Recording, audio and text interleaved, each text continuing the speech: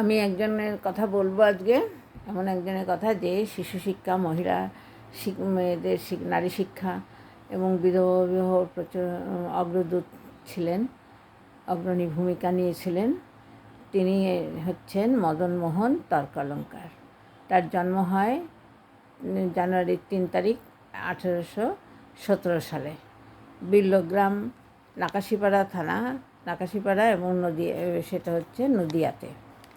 নদিয়ার নাকাশিপাড়া বিল্লগ্রামে ওনার জন্ম হয়। পৈতৃক বংশ চট্টোপাধ্যায় হলেও তিনি তর্কালঙ্কার উপাধিতেই বেশি পরিচিত হন। গ্রামের স্কুলে প্রথম শিক্ষা শেষ করে উনি কলকাতায় আসেন এবং সেখানে সংস্কৃত কলেজে ভর্তি হন। সেইখানে তার সহপাঠী ছিল ঈশ্বরচন্দ্র বিদ্যাসাগর। তিনি সাহিত্য, ব্যাকরণ, রীতিবিদ্যা, ন্যায়শাস্ত্র, ধর্মশাস্ত্র ইত্যাদিতে পারদর্শী হন। বিশ্ববিদ্যালয়ের শিক্ষা শেষে তিনি সাহিত্য ও সংস্কৃতের অধ্যাপক ছিলেন ফোর্ট উইলিয়াম কলেজে। 1850 সালে তিনি মুর্শিদাবাদে যশ পণ্ডিত হন, তারপরে হিসাবে নিযুক্ত হন। তারপরে 1855 সালে কান্দিতে ডেপুটি ম্যাজিস্ট্রেট হিসাবে দায়িত্ব পালন করেন। তার এই দায়িত্ব পালন করার সঙ্গে তিনি বাংলা এবং বাংলা ভাষার উপরে এবং নারী শিক্ষারও অগ্রগতি ভূমিকা নেন। তিনি ছিলেন বাংলা ভাষার বা প্রগতির শিক্ষার নূতন ধারার পথিক ছিলেন।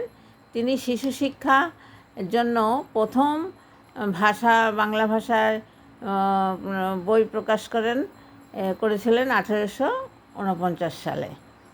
তিনি বাসব দত্ত ও রসায়নতান্ত্রিক নামে দুটি কবিতা লিখেছিলেন, কবিতার বই রচনা করেন 1849 সালে। ঈশ্বরচন্দ্রের সঙ্গে মিলিতভাবে তিনি একটি ক্ষুদ্র মুদ্রা যন্ত্র এবং পাঠ্য বই তৈরি করার জন্য একটা স্টোর খোলেন। তারপরে তিনি নারী শিক্ষা কাজ করেছিলেন এবং সেখানে 1849 সালে হিন্দু মহিলা স্কুল প্রতিষ্ঠা করেন। সেখানে তার দুই কন্যাকে ভর্তি করে দেন এবং নিজে সেখানে বিনা পারিশ্রমিকে তাদের পড়াতেন। তিনি বিধবা বিবাহ প্রচলন ও সমর্থনে সক্রিয় ভূমিকা পালন করেছেন। 9 মার্চ 1858 সালে কলেরা রোগে তিনি প্রয়াত হন কান্দিতে। 1858 সালে, মাত্র 41 বছর বয়সে। আমরা আজও তার অবদান স্মরণ করছি এবং বাংলা ভাষার সমৃদ্ধতার তার নাম অক্ষুণ্ণ রাখার চেষ্টা করছি বা রাখতে হবে।